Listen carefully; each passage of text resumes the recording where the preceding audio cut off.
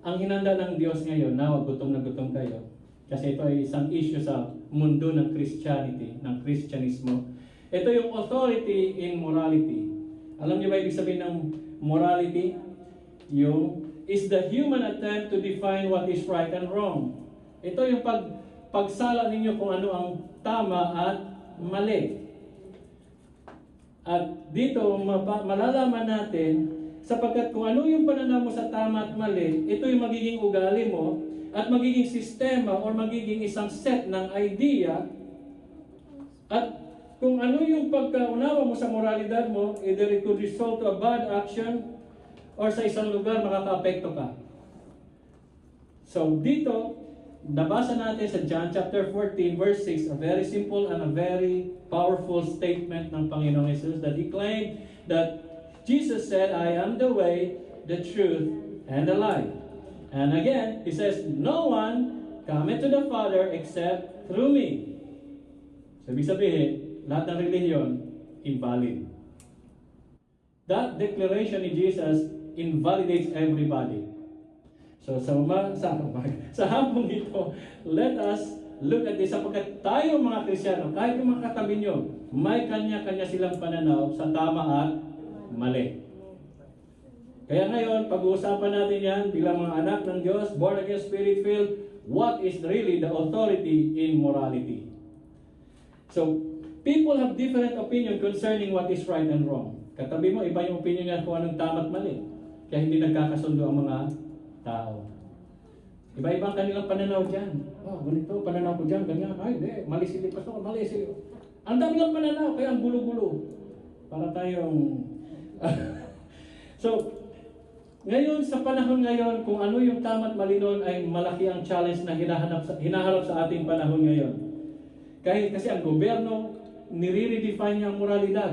Ibig sabihin, binabago niya ang talagang tama at mali. Binabaluktot na nila. Gobyerno yan. Yung mga businesses ay iba-iba ang kanilang pananaw pagdating sa tama at mali. Kaya, paano natin malalaman kung ano ang tama at mali at maging basihan nito sa ating moralidad? Sa pagdesisyon sa tama at mali.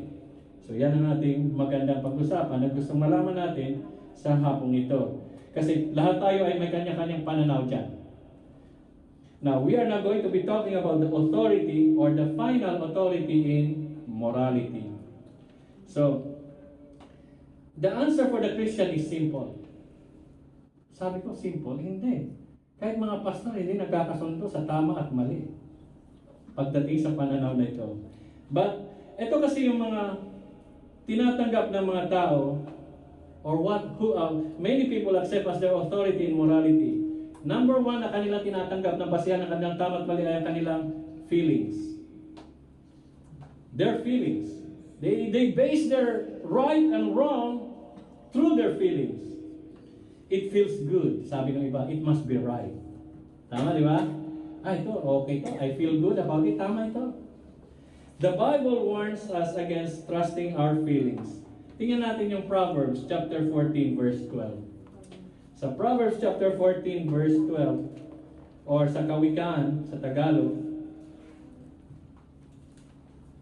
sabi dito sa Proverbs 14 verse 12, there is a way which seems right to man, but its end is the way of death. Or there is a way that seems right to man, but it leads to death. Yan po. Kaya kung meron kayong Bible, please highlight. Kasi yung feelings mo, it doesn't mean that is a good basis for morality. Alam niyo ngayon, sa mundo natin, they declare their feelings. I feel like I'm a woman. So please, write my pronoun as a woman. Pero siya isang brusko, maskulado, laki-laki ng katawan, bigotero, tapos sasabihin niya, siya ay babae. Naintindihan niyo ba sa mundo natin? That's our world. Kaya yung prayer ni Nanay Aida kanina for the children, it's really a crucial thing that we talk about what is our final authority in morality as born again, spirit-filled Christians. Amen po? It's not the feeling. Tapos meron pa dito, sa Proverbs 28 verse 26, he who trusts in his own heart is a fool. Di ba? Ang madalas yung marinig ay, follow your heart. Follow the desires of your heart. Proverbs 28 verse 26. Please help me read it. Whoever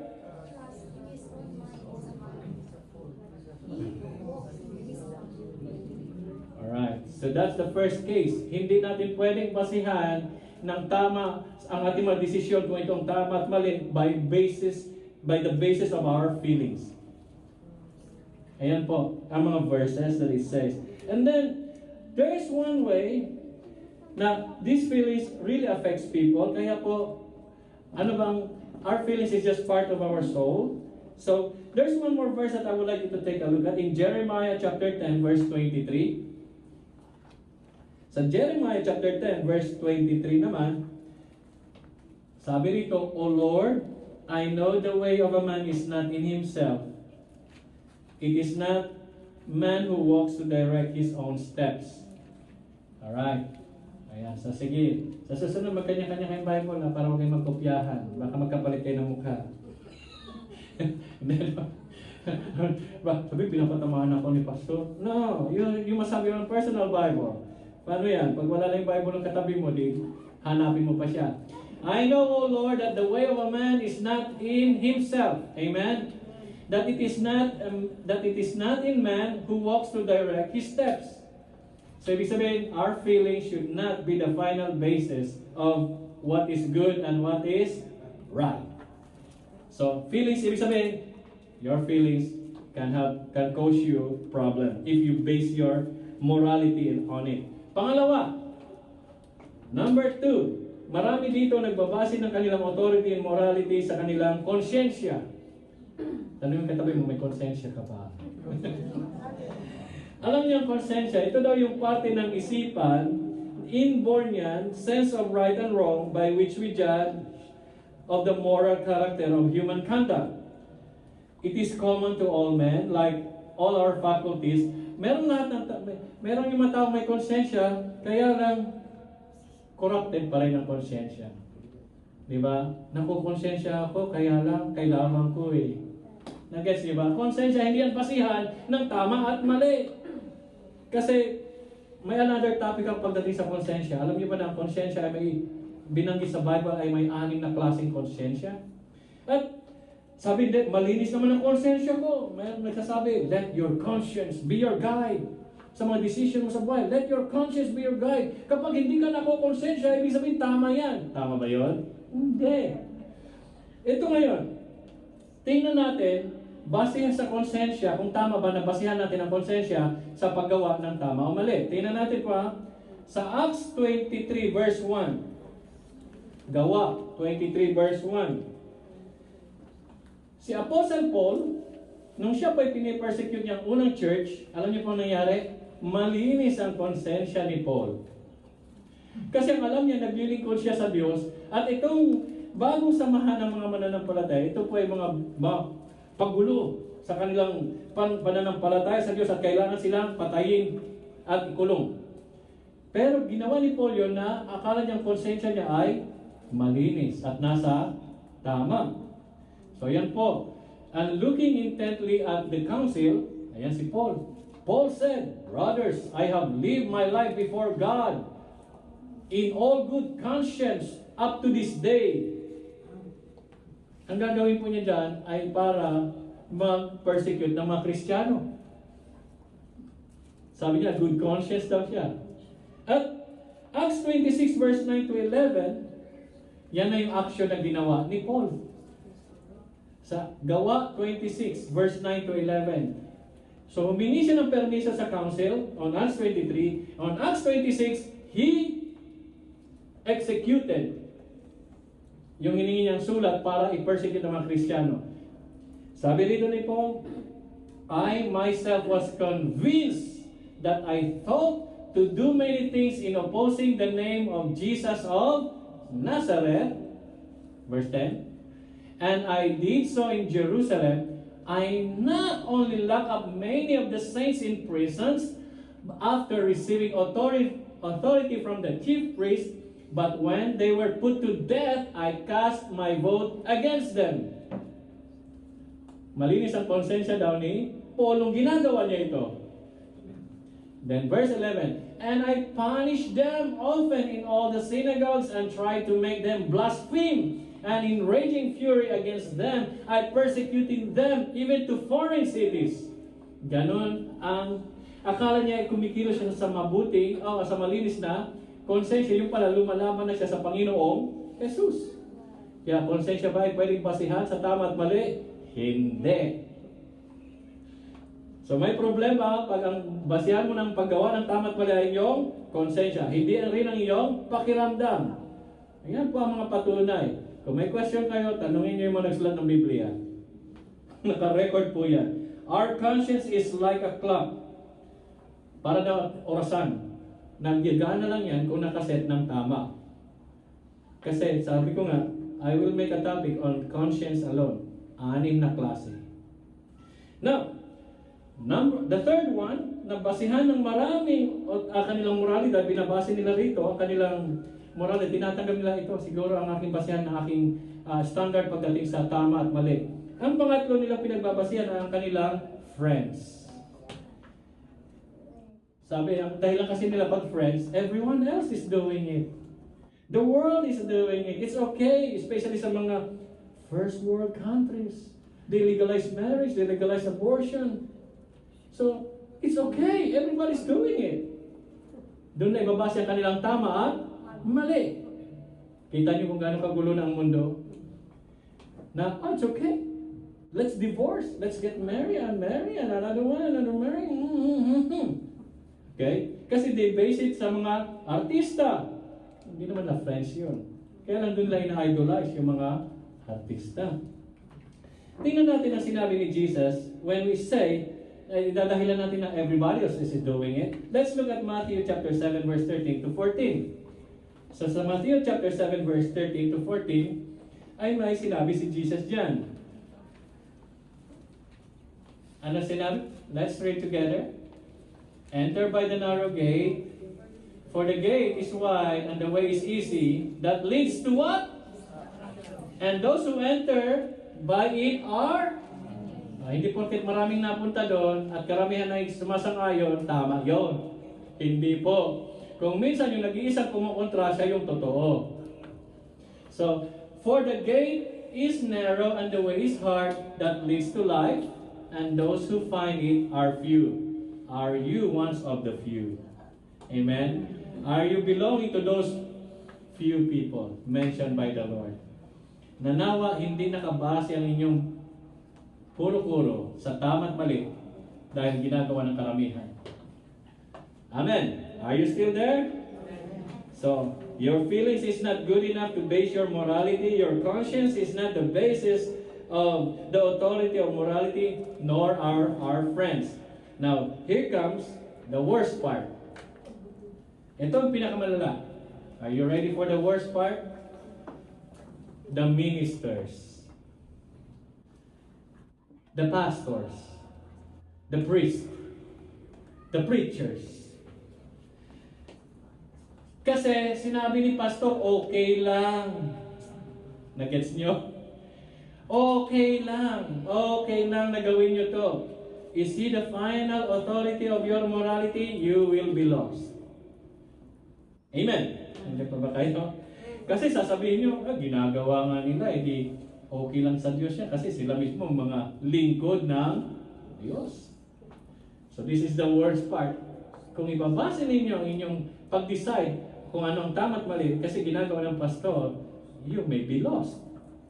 Kaya dito that the reason that people will get astray is because they trusted the preacher, the minister, or the pastor. O paano na kayo kung kayo ay kasama sa KO? Huwag natin gamitin yan. Ni Kibbs. Kilala niyo ba si Kibbs? Di ba? Ewan ko kung hindi ka kilala si Kibbs. Ito mga kulto is founded by man. Like, si Kibuloy, si Fine. Ang hirap ko naman. Ang hirap din naman pa naman. Gusto nyo daw yung idiretsa mo sa pelikula. Ay, doon sa live stream. Okay, fine. Apollo Kibuloy. Okay, mas ikakamatay nila pananampalataya nila kay Kibuloy. Sa ibang mga churches. Mga ibang samahan. Kung sino yung founder ng kanilang relihiyon, doon sila nakabase ng kanilang tama at mali. May Biblia naman. Pinagbabawal daw kasi sa kanila. Paano na? Kaya dito po sa Servants of Yeshua, kalkalin nyo to, at tapos pag ako'y may mali, sabihin nyo na nagmumula dito. Amen? Alright. Mabuti na yung malinaw. Para pagsabihin ko, pag ako'y nag-correct sa inyo, dito ko rin kukunin. At kung kayo may gusto i-correct, dito nyo rin kunin. Yan po ang Servants of Yeshua. So, kasi ginagawa ng mga religious leader, di ba? O kaya nga sabi rito ng Diyos sa Matthew 15 verse 12 to 14, anong nandyan? Let's read it all together. Sapagkat napakahalaga to, i-highlight niyo yan, you review these things because huwag niyo sabihin na hindi ko sa inyo tinuro what is our basis of morality. Kung ano ating sukatan sa tama at mali. Matthew 15 verse 12 to 14, sabi ng Diyos ito, then the disciples came to him and said to him, do you know that the Pharisees were offended when they heard this saying? What saying? Verse 13, he answered, every plant that my heavenly Father has not planted will be rooted up. And verse 14, let them alone. They are blind guides. And if the blind lead the blind, both will fall into a pit. Ang sinasabi rito, why am I telling you, you should have your personal Bible, you read it, you pray to God, you talk to God, and then you will know the truth if you're talking to God. Huwag niyong iasa lahat sa inyong pastor. Amen. Nagtitingin ng tulis lang kasi wala isa Bible eh. Okay. So, kumbaga, it's not that when I say it's okay, make sure that the Bible also says it's okay. Hindi yung, sabi ni pastor ako ba tagapagligtas? Ako bang naipa ako sa krus para sa inyo? It's Jesus Christ. Amen? It doesn't mean na pag sinabi ng mas mataas sa akin ng pastor, ay okay na sa akin yun. Kakalkalin ko dito yun. That's how I do it. Because I have one Master, I have one Savior, I have one Lord, and His name is Jesus. In Hebrew is Yeshua. Ganun din dapat kayo. We are belonging to one body with many parts, but we belong to the body of Christ, and the head is Jesus Christ. Everything should be followed according to Jesus Christ. Amen po? Hindi ako si founder ganito, si founder ganyan. No, I don't take that. I don't even need that. Kaya nga tumatakas-takas ako kung saan-saan. But the immigration always said, you are a pastor. Go back. Do your job. And I'm gonna be doing that job. That calling, that duty. So, don't be blind followers. You have to be, ano sabi ng Diyos? Kapag nasa akin ka na, hindi ka na bulag. Maliban na kayo ay bulag pa rin. Na, amen, amen, amen. Hindi ka naman kumukontra dahil bulag ka. Huwag kumontra pag bulag ka. Kasi wala nang kwenta yon. That's why I said, you have to get it from here. I challenge many pastors kahit sa Taiwan noon.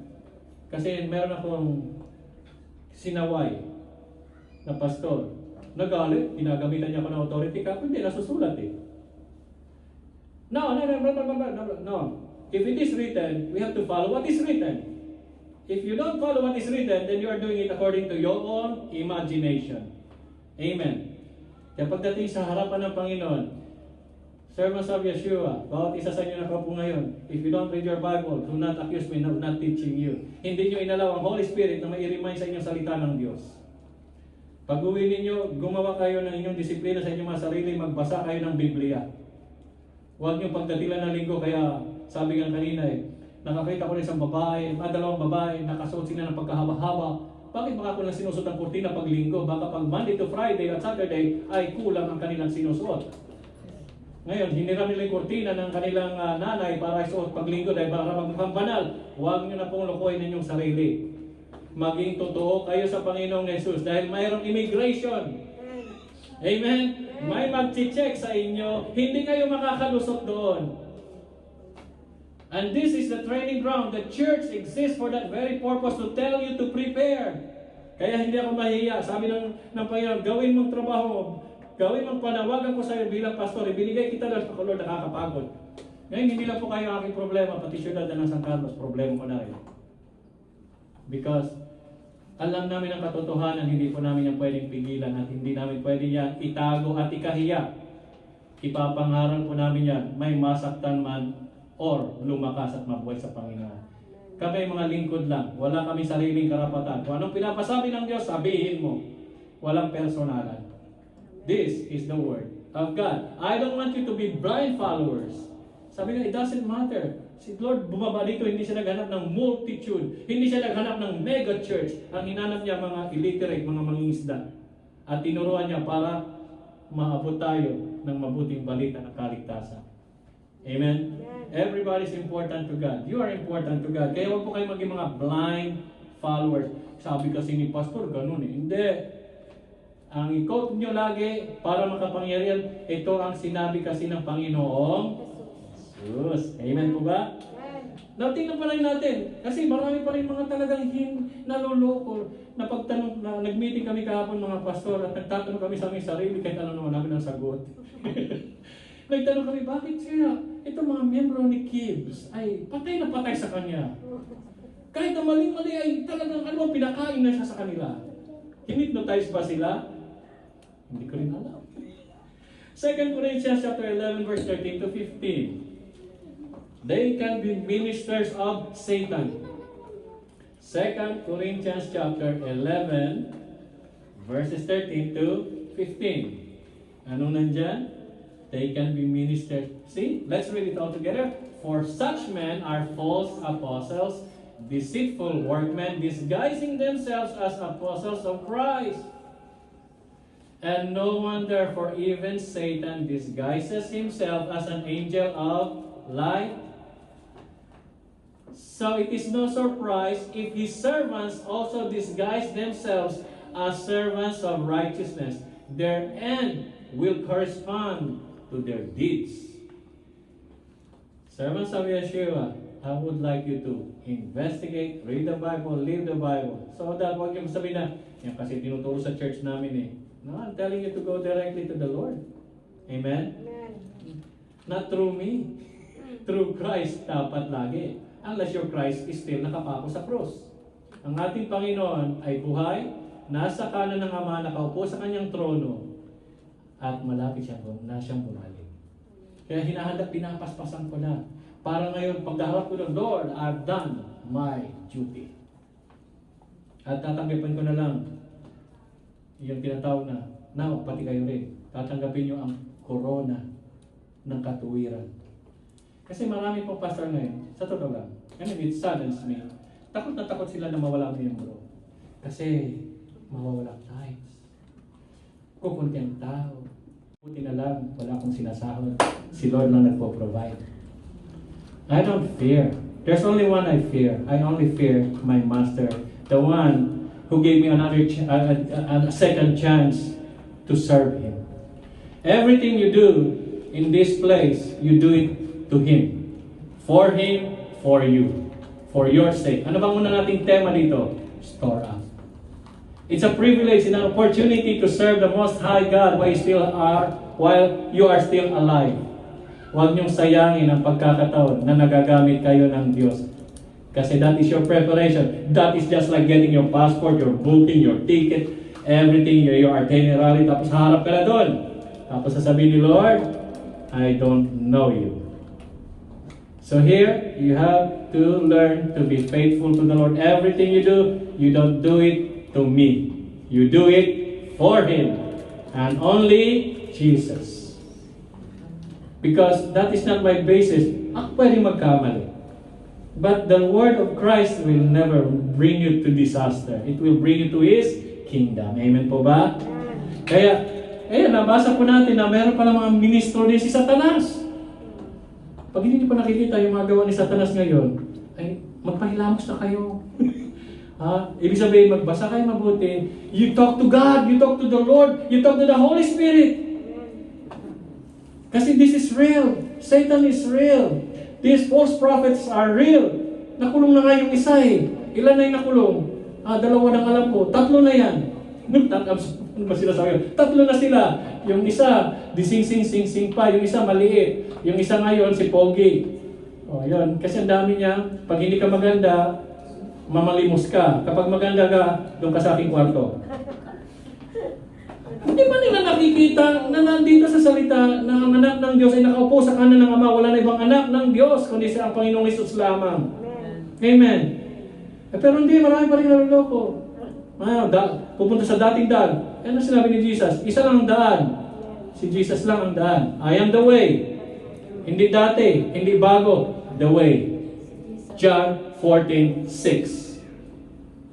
Actually, dyan dapat ang sermon ko, kaya lang binalik ko kasi common sa loob mismo, kahit malaki, maliit na church, mega church man yan, galing na rin ako doon, kanya-kanya sila ng kanilang sukatan ng tama at mali. So yan po, hindi po mga, binawi ko, hindi ang yung feelings, hindi ang yung konsensya, hindi ang yung mga kaibigan o mga kabarkada, hindi ang ministro ang dapat mong pagpasyan ng tama at mali. Kaya yan po. Meron pa, tingnan pa natin itong verse na to. So at least you have known 2 Corinthians, then 2 Peter chapter 2. 2 Peter chapter 2 verses 1 to 3. Ito yung mga false teachers at andyan sila sa paligid ninyo. Hindi nyo na sila nakikita kasi either bulag ka pa o sumusunod ka rin sa mga bulag. Kasi pag kaibigan mo baka bulag siya, dito tayo marakot dya, takin, walay ayudan lana, dya tayo. Hindi po yun ang sundan ninyo. 2 Peter chapter 2 verse 1. But false prophets also arose among the people. Ano na yun? False prophets also arose among the people. When Peter is telling this, it is within the believer's circle. Amen. Kaya hindi lang ang nagsasabi, Christian is a general term. Now I'm giving you the most specific term. Born again, Spirit-filled. You are not just a Christian. You are born again, Spirit-filled. Because sino in church sa church? Sino in church sa atin? Ang Holy Spirit. Kapag hindi tayo Spirit-led, we will just be like other Christians. We are not like other Christians. Amen? Kaya sabi nga, mabigat ang araw na yan. But that's the truth. Sino bang in church sa church ngayon? The Holy Spirit. Whether they like it or not, it's not the founder, it's not the religion, it is the Holy Spirit. Sino nagpapabanal sa lahat ng Kristiyano ngayon? Mga anak ng Diyos, mga tinawag ng Diyos, ang Holy Spirit. But false prophets also arose among the people, just as there will be false teachers among you. Amen. Among you, tingnan mo yung katabi mo, baka mamaya may isang relihiyon na rin yan. Baka mamaya nagtayo na ng sariling church din yan. Among you. Ganyan nangyayari sa San Carlos. San Carlos maayos. Ganda. Nawa, umayos. San Carlos, umayos. Kasi kaming mga pastor sa San Carlos ay inaayos namin ang samahan ng mga pastor. At maganda po ang pinatutunguhan sapagkat yung mga address, like paano pag may ganito, paano pag may ganyan, ina-address na po yan para maging secure. Para pagdating ng araw, merong mga nagsasabi talaga at naninindigan sa buo at malinis na katotohanan ang Panginoong Hesus lamang. Walang politika, walang negosyo, kahit ano wala. Salita lang ng Diyos. Amen. Darating na yan. Pinag-uusapan na ng mga pastors ng San Carlos. Hindi lahat ng pastors ng San Carlos. Pero yung otoridad ng mga grupo ng pastors ng San Carlos City. Kaya, ano dito? But false prophets also arose among the people just as there will be false. Ang sinasabi dito ni Pedro ay parating pa lang. Marami ng false prophet na magmumula mismo sa inyong malaki man o maliit na grupo. Ano pag gagawin daw nila? Who will secretly bring in destructive heresies, even denying the master who bought them, bringing upon themselves this swift destruction.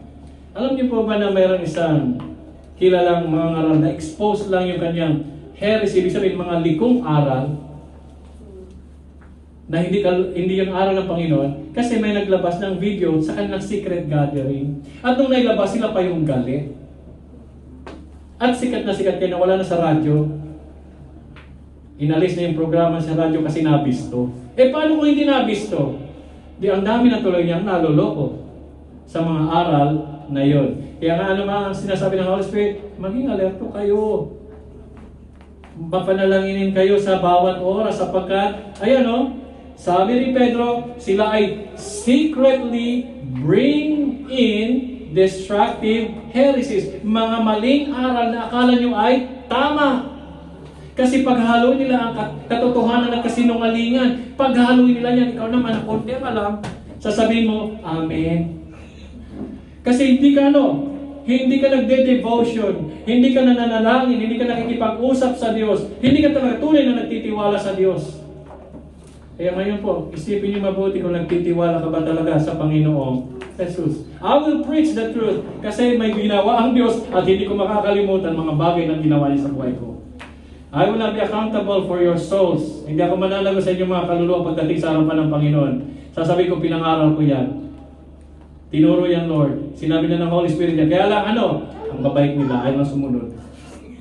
Amen! Kaya, tahimik na sila. So, yan po. Ang dami na po ninyong nakikita sa paligid ninyo ng mga maling aral. Pero huwag kayong mainggit kung magagandang building nila, magaganda yung mga sasakyan nila, umasenso sila sa negosyo. Huwag kayong mainggit doon. Kasi, yung mga drug lords, ang gaganda din ng kotse. Yung mga nasa Pogo, ang gaganda ng kanilang mga bahay. Mga milyonaryo sila. Huwag ninyong basihan ang pananampalataya sa material na bagay. Kasi sumasakay din sila sa mga Ferrari, yung mga magagarang kotse. Yung mga mansion nila naglalakihan. Ang dami nilang pera. Kung yan ang basihan ng pananampalataya, kawawa kayo. Buti na lang hindi. Kasi ang pananampalataya, yung inyong mamanahin ay parating pa lamang. Amen? Amen. Parating pa lang. Wala pa rito kasi dito. Gugunawin. Kaya nga Kung alam nyo lang kung gaano kalapit, malapit na si Lord. Kaya maghanda na lang. Kaya sabi ko na, Lord, gagawin ko na lahat. Paspasan ko na para wala akong pananagutan sa San Carlos City.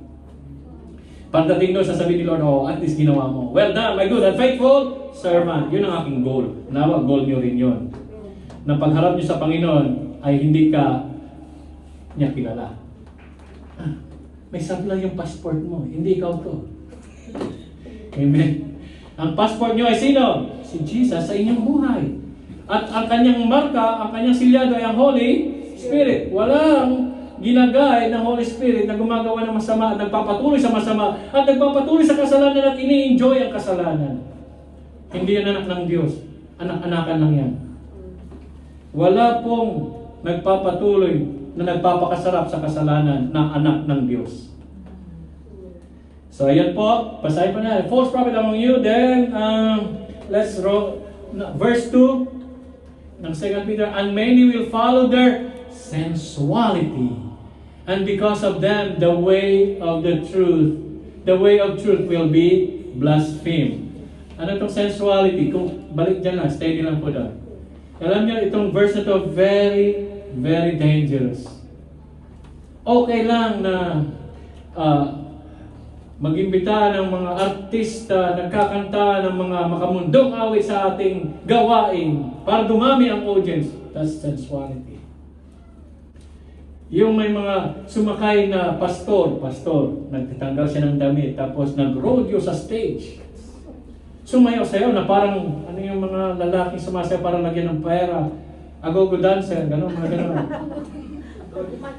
Macho dancers, whatever. Buti lang, hindi ako napudpad sa mga alam. Ayoko talaga doon. Ay, ginagawa na nila sa mga churches yan. Kung ano mga kalukuhan. Sa loob mismo na tinatawag ng mga Christians, liberal Christians. Now, kung gusto niyo sumama sa mga gano'n at sa sarili you feel good, it's your problem, not mine. Haharap kayo sa Diyos. I will preach what is in the Bible. Kaya tuloy, ano nangyayari? Eto, hindi na ko lalayo. I will just read it once again and I'll explain. And many will follow their sensuality, and because of them, the way of truth will be blasphemed. Alam niyo, napakasakit. Panoorin at ilalagay doon, Kingdom of Jesus Christ. Alam niyo kung tinutukoy ko? Kingdom of Jesus Christ nakalagay sa news. Tapos yung pastor ay accused na human trafficker, rapist, at maraming lumabas at nagsasaksi. Ano nangyayari? Tuloy yung pangalan ng Panginoon Jesus ay naghahatak sa kahihiyan. it is blaspheme. Oh, sabi ng mga Muslim, tinan yung mga preacher na nagpayaman, nagpasasa sa kayamanan. Ngayon, yung pala, yung mga magagandang babae, yung pala ang ginagawa niyang kanyang mga asawa. Di pa kayo nagugulat sa mundo niyo? It's in our time. This is our time. Pero the best time is yet to come. At ang dami naniniwala sa mga ganitong klaseng mga tao. Kasi charismatic sila. Pagdating kay Kristo, maraming, wala naman si Lord lagi. Ito na lang, yung pastor na lang. Gwapo. Sabi nga nila na yun, gwapo. Gwapo kasi. Tinan yung mga make-up ng kanyang mga nauto. Pare-pare yung mukha. Yes, it's true. I'm sorry, but it's true. Accept reality. The truth will be blasphemed. Ang pangalan ng Panginoong Jesus ay nakakalatid kasi ginagamit nila sa kawalang hiyaan talaga. Pamimera, alam niyo yung mga kwento. Ito yung mga kwento, pero hindi, pag isang tao, 2 tao, 3 tao, 4 na tao, pare-parehong kwento na hindi magkakakilala, ibig sabihin, totoo. Totoo ang akusasyon. Ginagamit ang pangalan ng Jesus para magpayaman. Napakasakit. This is it. Na ginagamit pati lahat na ng bagay para lang, it's about themselves. So yan, nabanggit na ni Peter, that was way back, thousands of years ago, and it's happening in our very own time. Verse 3, pakibaba pa sa verse 3, 2 Peter 2 verse 3, and in their greed, they will exploit you with false words. Tama-tama, di ba? Totoo. Their condemnation from long ago is not idle, and their destruction is not asleep. Ay, hindi na ako lalayo. Nandyan lang sa ating bansa. Yan na yan mismo. Hindi lang siya, marami pang iba. Sasabihin lang, maliligtas ka kapag kaanib ka nila. Walang pinagkaiba dyan. Ang tagapagligtas lang ay ang Panginoong Jesus. That's why nabasa natin John 14:6, di ba? Jesus is the way, the truth, and the life. And, meron pa. 2 Peter chapter 2, verse 12 to 15. Gusto ko nang mailagay niyo yung pag-uwi ninyo sa inyong mga bahay. Read it again because that's where I started to. But this, sabi niya yung mga false prophet, ministers of Satan, like irrational animals, creatures of instinct, born to be caught and destroyed, blaspheming about matters of which they are ignorant, will also be destroyed in their destruction. Ito daw ay parang mga hayop. Suffering wrong as the wage for their wrongdoing, they count it pleasure to revel in the daytime. They are blots and blemishes, reveling in their deceptions while they feast with you. Hold. Kung minsan hindi nyo alam, nasa inyo na siyang kalagitnaan. Nakikipiesta pa sa inyo. Wala nang tinutulog kundi pleasure, happiness. Pero pagdating sa sacrifice about Christ, they don't like it. Amen? So I pray that you will see these kinds of people and run away. Hindi porket laging, ibig sabihin, nakikipiesta sila sa inyo. Kaya, sa Body of Christ na San Carlos, meron ng ginagawa para iwasan, na mahaluan, mabahiran ang pangalan ng Panginoon dito sa ating syudad. So let's go down to verse 14. They have eyes full of adultery. Bakit ba pag ito na nababasa ko, lagi ko siya naisip. Kasi siya talaga may gawa nito kasi dami niya kasing pati mga kaibigan yung mga politiko, binibigyan yung kanyang mga babae. They have eyes full of adultery, insatiable for sin. They entice unsteady souls. They have hearts strained in greed, accursed children. Grabe si Pedro, ano? So if you are sitting here and you're still unsteady, what means by unsteady? You still do not trust Jesus till today. Kapag hindi ka pa tunay na nagtitiwala sa Panginoong Jesus at hindi mo kayang ibigay ang iyong buong buhay sa Panginoong Jesus, you are still one of the unsteady. I believe Pastor Armin nag-preach dito about the 4 kinds of hearts. Pag nandun ka pa rin sa pangatlo at hindi ka makaangat-angat sa pang-apat, you are just one of those unsteady and you are very, very easy victim for these people. Because they are what? Empowered by the devil. Sila po ay binigyan ng kapangyarihan din ni Satanas. They are the Antichrist. Replacing Christ in your life. Kaya nga yung isa, di ba? Siya na naman ulit. Oh, kapag hindi ko pinirmahan, hindi kayo makakapunta ng langit. O, di ba na ba nakikita niyo sa reels yun? Hindi ba kayo kinikilabutan sa ganun? Sino ba siya? O ngayon nakakulong. Doon siya magsulat. Pero hindi ako natutuwa sa nangyari sa kanya. Ang dami niyang nabiktima. But, brothers and sisters, make sure that you are firm in Christ. Steady kayo sa pananampalataya niyo sa Panginoong Hesus, or else you will also be a victim of these people. At may parating, and this parating, nawa wala na nga tayo dito nun. Kasi itong parating, yung Antichrist, he is 100% better than all these false prophets. Yung Antichrist na parating sa mundo ito para lukuhin ang sanlibutan, he is way more powerful sa mga false prophet existing ngayon. Amen? So, make sure na inyong kaluluwa ay secured sa mga aral ng Panginoong Jesus. I told you not on the books of popular preachers and celebrity pastors. Make sure you know the teachings of our Lord Jesus Christ, and you will not go away and astray. Doon ka lang mag-stick and don't go anywhere else until hindi ka basta-basta maloko ng kahit sino mang opinion ng tao. Kahit sa panalay, sa sarili mo na sa tingin mo ay nasasabi mo okay to. Pero sabi nga, ang ating pakiramdam, ang ating konsensya, ang ating mga kaibigan, ang ating ministro ay hindi sapat. Now I'll read on. Verse 15. Yan, mga nakasumpang anak daw.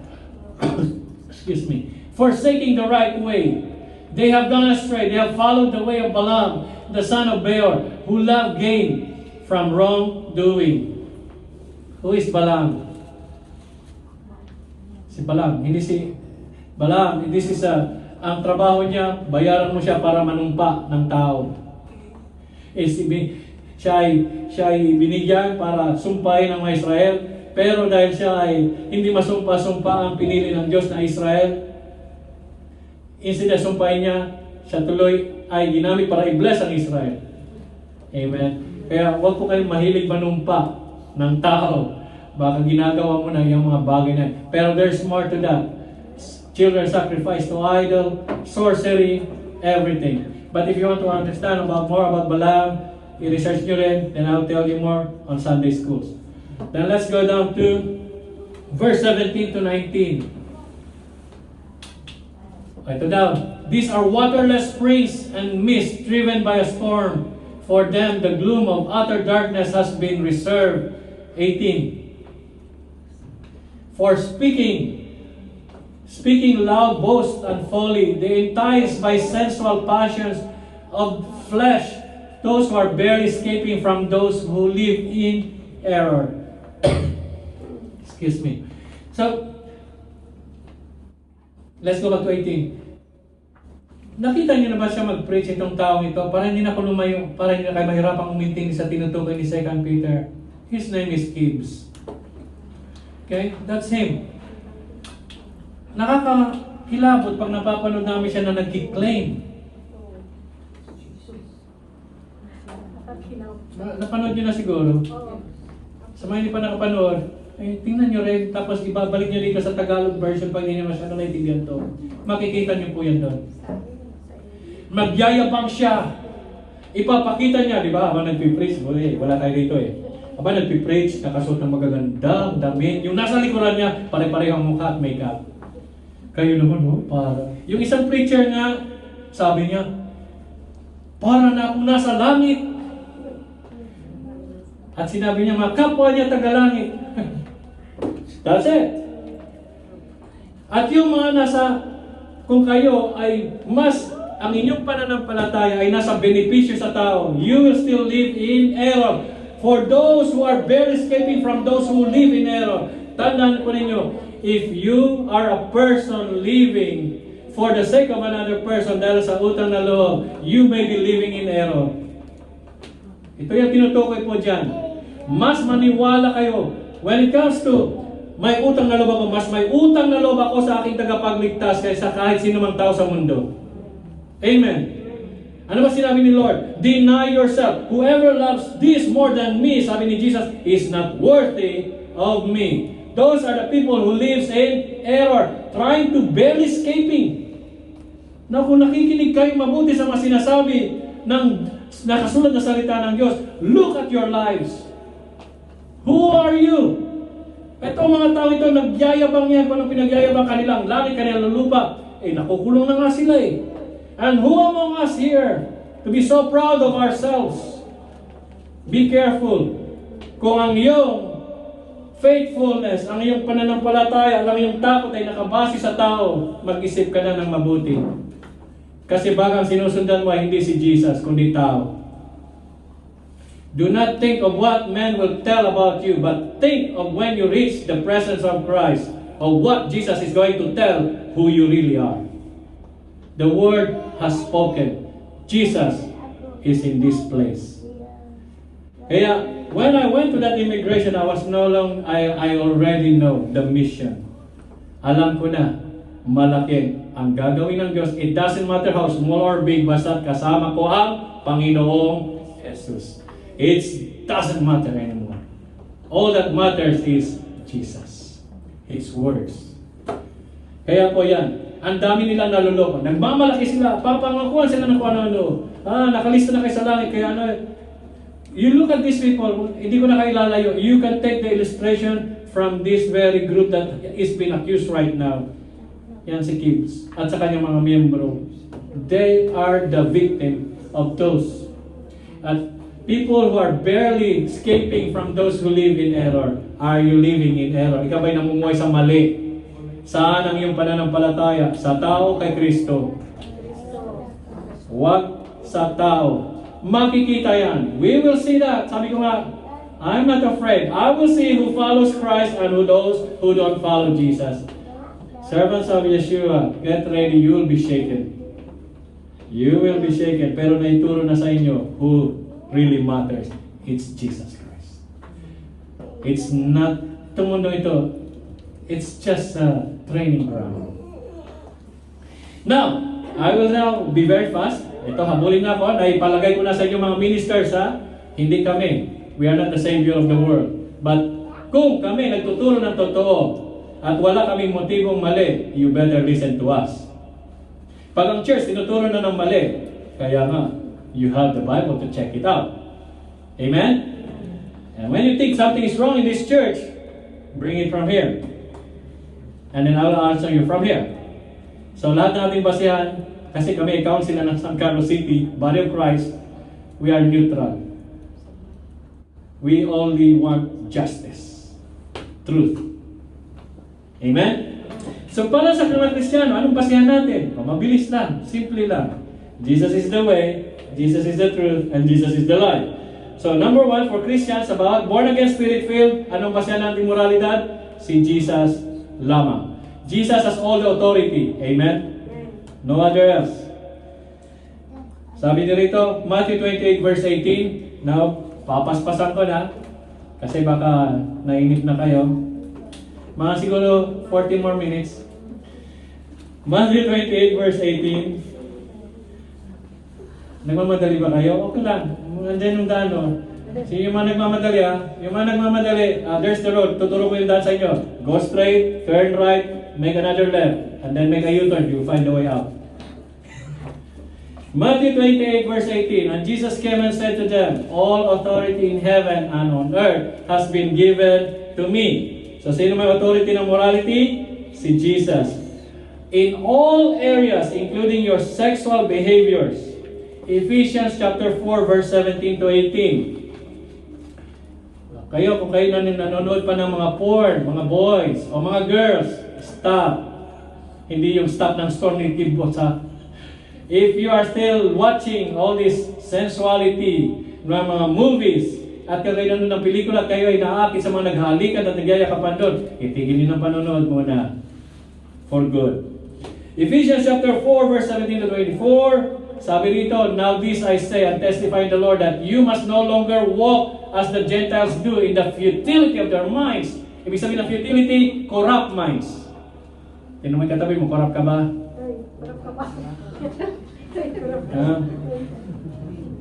Now we have to be very fast sapagkat ito ay delikadong panahon. Ang salita ng Diyos ay hindi na dapat Biblia. Ito ay realidad na, nangyayari na. So verse 18. They are darkened in their understanding, alienated from the life of God because of the ignorance that is in them due to their hardness of heart. Sino sa inyo pumapalakpak sa mga beauty pageant ng babading? Itigil nyo na. Maglaro sa alak, itigil nyo na. I'm telling you that. Immigration, stricto sila. Okay? If you think you know what is truth, dapat nakabase lahat yan kay Kristo. If you don't want to live the truth, there's the road there. Kundi magtsinga ka rito, tiisin mo nga lang yung mga mabibigat na katotohanan ng Diyos. Because the truth will surely offend you. And I will not be here to be sorry. I'm here to tell the truth kasi ayaw kong managot kay Kristo sapagkat sabi nila si Pastor, okay lang. No, the Bible said it's not okay. Amen? Baka hindi mo alam ang ating 16 fundamental truths. The Bible is the authority of our faith and our action. That is number over there, 16 fundamental truths. They are darkened in their understanding, alienated from the life of God because of the ignorance that is in them due to their hardness of heart. Matitigas ang puso, kaya matigas ang ulo. Verse 19. They have become callous, ibig sabihin, wicked. And have given themselves up to sensuality. Ano yung sensuality? Sensuality, yung pagpapakita ng mga laman loob. Na ang dapat makakita lang ay si Mr. at saka si Mrs. At hindi lang yun ang sensuality, igigiling-giling pa nila yan. Para lang matukso yung mga tao. Kaya nagtataka ko ngayon sa mga school, bakit dati-dati dapat ang kanilang mga palday hanggang tuhod, ngayon, nasa taas na. Ano to, Japan? Alam niyo ba ang Japan? It's one of the capital of pornography. At yan ang masuot ng mga estudyante doon. Kaya huwag kayong magtataka kung mga anak niyo ay nalalasan ng isip at marunong na ng about sa mga kalaswang ito. Sino nagtuturo? Yung mahal na school. Believe me, that's it. They have become callous. Callous means wicked and have given themselves up to sensuality. Greedy to practice every kind of impurity. Basta kumita lang, sige. Pati school, ginagawa ng sensuality, paseksihan. Sa susunod, baka Carlo, huwag natin banggitin. Baka mamaya nagsusunod ng pambabae, yung isang macho. Verse 20. Kayo na natuloy. By that, but that is not the way you learn Christ. Sabi mo sa katabi mo, basahin niyo yan, sabihin niyo sa kanya. Yan ba tinuturo ng service yun? No more. Dito, we will train you. Sa labas, problema nyo na yan. Kaya lang pag bumalik ka dito sa training ground, you will be rebuked, corrected, taught, and dapat ma-disciple ka ng Panginoon. Problema nyo sa labas, yung ginagawa nyo sa labas, pananagutan nyo yan sa Diyos. Kaya you cannot pretend to be like Christians outside. Pagdating nito, malalaman din yan ng Diyos, you should be born again, spirit-filled. Pwede kayong magkunwari dyan sa labas. Ipakita nyo yung ginagawa nyo sa mga private life ninyo, ginagawa nyo sa labas. Pagdating sa loob, the church exists to train you, to tell you the truth, and to tell you that the Holy Spirit will tell you the whole truth. O, yung konsensya nyo, pag di ka na nakokonsensya, pag nagtitiktok ka, pag giling-giling ka pang gano'n. Tapos inuunti-unti mo alis yung damit mo, alam mo na, that's sensuality. Yun ba tinuturo ni Jesus? Hindi. Ang nagturo niyan ay yung pakiramdam mo. Yan, diretsohan na, sabi nila. So, sino may authority? Si Jesus. Then, verse 21. Assuming that you have heard about Him and were taught in Him as the truth is in Jesus. Ako dito, nag-assume ako na kayo talaga ay tinuturuan ng Panginoong Jesus. Amen? Questionin yung buhay ko. Yes, I live by faith. Kaya I have the confidence na pangaral ko because I don't live that life anymore. Galing na ako sa buhay na yan. Kaya kung kayo nandyan pa, talagang, I will tell you the truth. Kasi pagdating sa harapan, sino ang manager, sino ang servant of Yeshua sa ilang natural, hindi kayo yon. Ako yon. Sino mananagot doon? Ako. Diba? Kaya ako, ituturo ko sa inyo lahat. Kahit na ilan matira dito, ituturo ko ang buong katotohanan. Bakit? Akong papanood, hindi kayo O, ang matalino daw, ay umastang matalino na. Naintindihan niyo ba? Pananagutan ko yan. Pag sinabi, okay lang. Tapos yung pala, namumuhay ka sa kasalanan, hindi okay yun. Sino pastor niya? O di pagdating niya rito, at lang pag worker ka, I will not even think twice. Discipline will be imposed. Kasi mabuti na yung totoo na konti kaysa sa maraming kambing. Yung tinuro ni Pastor Jason dito, the sheep and the goat, it's about the church separating the sheep from the goats. Amen. So na, bigat-bigat. Hapon na nga. Humahapon na. Hindi pa ako tapos. Verse 22. Assuming yun To put off your old self. Alisin nyo na raw yung lumang ikaw, which belongs to your former manner of life and is corrupt through deceitful desires. Tanggalin nyo na raw yung dati nyong kayo. Pag hindi nyo matanggal yan, nakasuot pa rin. Imagine niyo ikaw ay taong grasa, nakasuot ng kalahati. Yung pantalon mo, taong grasa, yung suot mo naman barong. Hindi pwede ganon. Hindi ka tatanggapin. Verse 23. And to be renewed in the spirit of your minds. Ano daw? Who will renew your minds? Pastors ba? No. The Holy Spirit. Kaya kausapin niyo po siya. As I ask Him, sabi ko, Lord, mabigat ito. Tell them.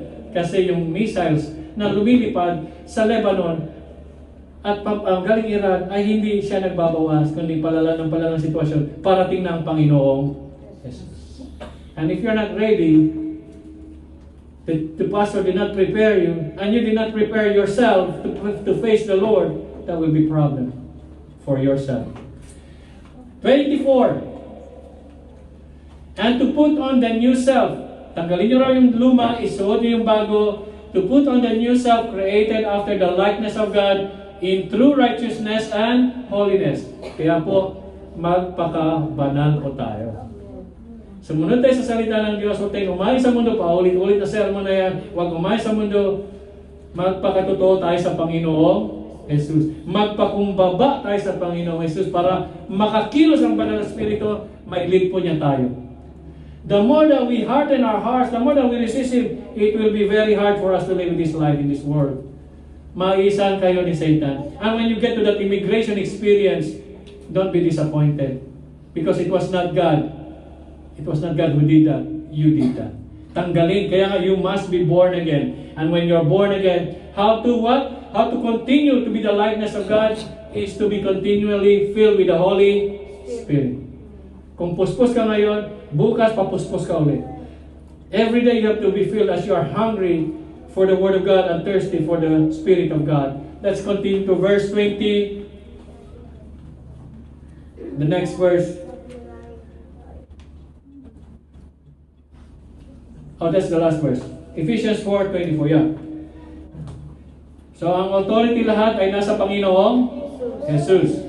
And then, second, so sino ngayon? So, ito ay binigay ng Diyos, the Christian's authority and morality. Jesus has all the authority. Secondly, si Kristo po ay nagpadala siya ng mga tao, ng mga apostol.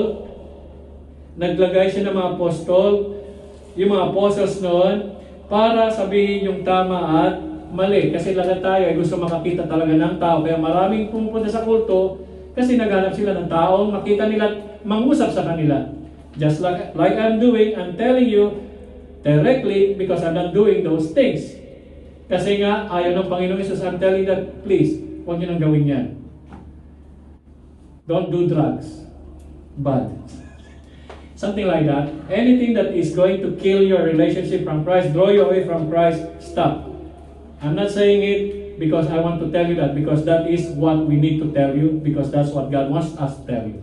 Amen?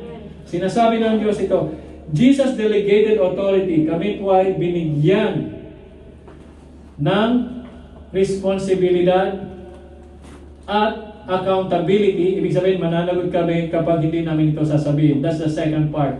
Pag nakita ka naman kita, sasabihin ko lang, oh, kuminsan naduduwag din kami dahil alam ko naman na mas malaki ka sa akin. Kuminsan nahihirapan din kami sabihin sa'yo na iwasan mo na yan. Kasi alam ko, baka hindi ka pa handa. Pero nawa, nagbabasa ka rin ng salita ng Diyos. Kung ikaw ay sa Diyos, makikinig ka sa sinasabi ng Diyos.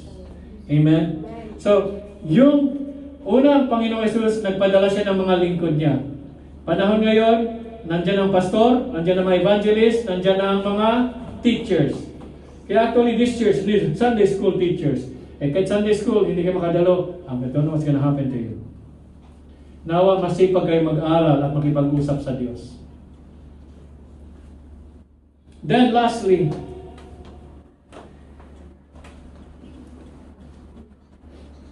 let's read 1 Thessalonians chapter 4 verse 1 to 8. Ng authorities na binigay sa mga lingkod ng Diyos is to address all this morality problem. Na ngayon ang mundo ay napaka-immoral na.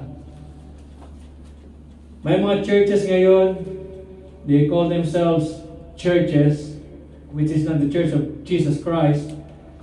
Meron silang mga gay pastors. They also have their own gay Bibles. Paano na?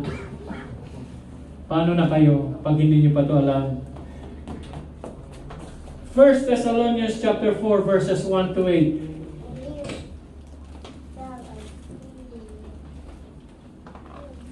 Na sa ating buhay, I hope you are still there. Tulungan kayo ng Holy Spirit while He's teaching you and open up your mind. Finally then, brothers, we ask and urge you in the Lord Jesus that as you receive from us how you ought to walk and to please God. Kukunin ko sa Tagalog.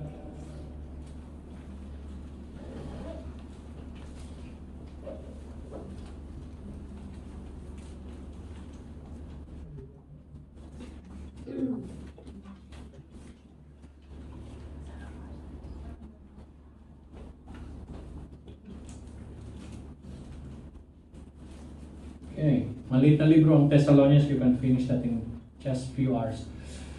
1 Thessalonians chapter 4 verse 1. Mga kapatid, isa pang bagay ang ipinapayo namin sa inyo sa pangalan ng Panginoong Hesus.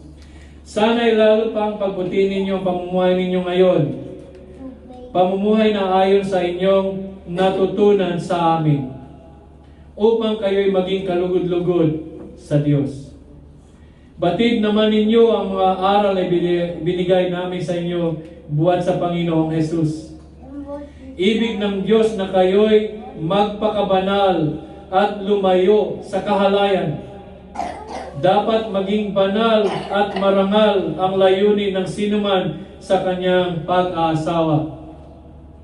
At hindi pagsunod lamang sa pita ng laman tulad ng inaasal ng mga taong hindi nakakakilala sa Diyos. Sa gayon, hindi yuyurakan ninuman ang katapatan ng kanyang kapwa at pupugayan man ng dangal tulad ng sinabi namin sa inyo noon pa at mahigpit na ibinabala.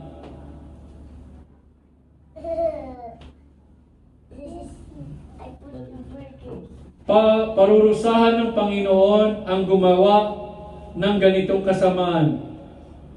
Tayo'y tinawag ng Diyos upang mamuhay sa kalinisan, hindi sa kahalayan. Kaya ang sino mang humahamak sa aral na ito ay humahamak hindi sa tao, kundi sa Diyos na siyang nagkakaloob sa atin ng kanyang Espiritu Santo. Amen. Tagalog na po yan. Kaya nawang basihan po ninyo, brothers and sisters, ng tama at mali ay hindi inyong mga feelings, hindi ang inyong konsensya, hindi si best friend, hindi lang ang mga ministro, kundi ang Panginoong Jesus mismo. Many people go through life confused about morality. Marami pa rin nalilito pagdating dito. They constantly wonder, tama ba ito sa akin? Mali ba ito sa akin? Nagkakamali sila ng mga wrong choices sa buhay nila, kaya nagkakaresulta ng mga consequence na mahihirap. Nawa, hindi ganun. Kaya sinasabi ko nga, may mga irreversible events sa ating buhay. Ano po yun? Ang halimbawa nito, kapag ikaw ay nag-asawa nang hindi mananampalataya, ngunit ikay lingkod ng Diyos, ngayon, kung ikay babae, nag-asawa na hindi mananampalatayang lalaki, sasakupin ka na, hindi mananampalataya, hindi ka na makakagalaw, kaya na dati, sapagkat kung sa tingin ninyo ang diborsyo ay para makapag-asawa muli, mali. Ang diborsyo ay para ihiwalay ka sa hindi mo na kayang pakisamahan. Pero sabi ng Diyos, huwag kang mag-asawang muli. Ang diborsyo ay para lang humiwalay, hindi para mag-asawa ng iba, gaya ng tinuturo ng sanlibutan ito. Amen. Bakit ginagawa na ibang church? O, di ba yun ang tinapik ko? Kung kayo gusto nyo maniwala sa ganun, hindi ito yung church na para sa inyo. Amen. Kaya baka sabihin nyo, okay lang yung annulment. No.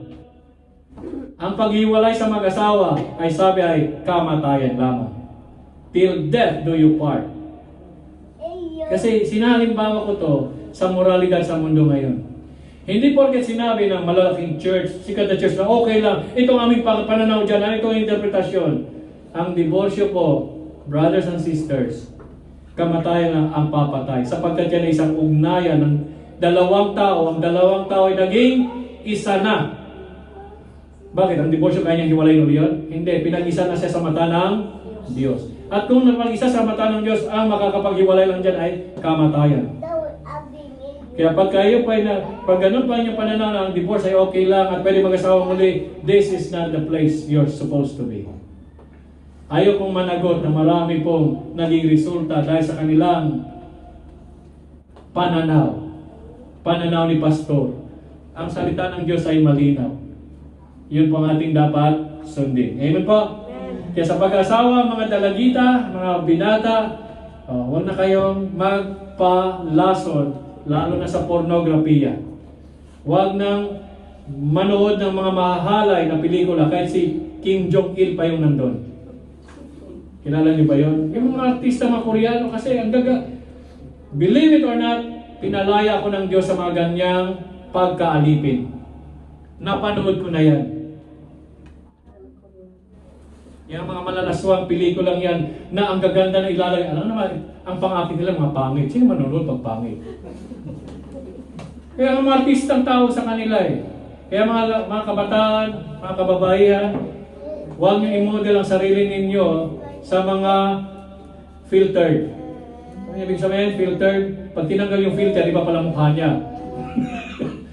Nakakaintindihan tayo dito. Ayaw ko kasi, baka mamaya rapture na, naiiwan kayo dahil hindi ko tinuro. Iwasan nyo na manood ng mga sensualidad. Ibig sabihin, ang sensualidad, ito yung nanggigising ng inyong pagnanasa sexualidad. Malinaw ba yun?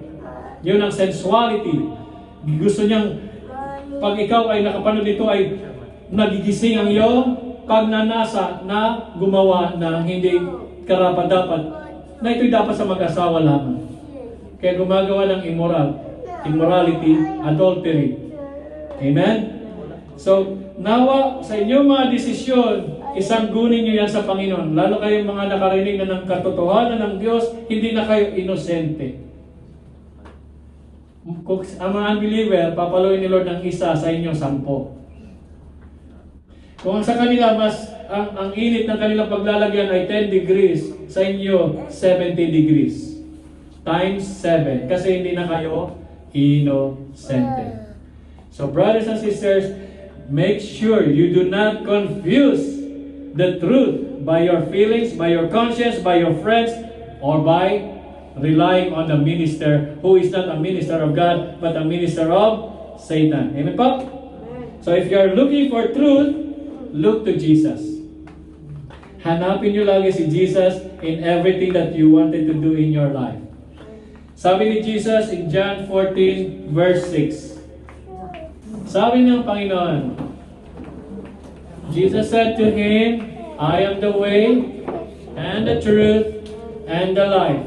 No one comes to the Father except through me.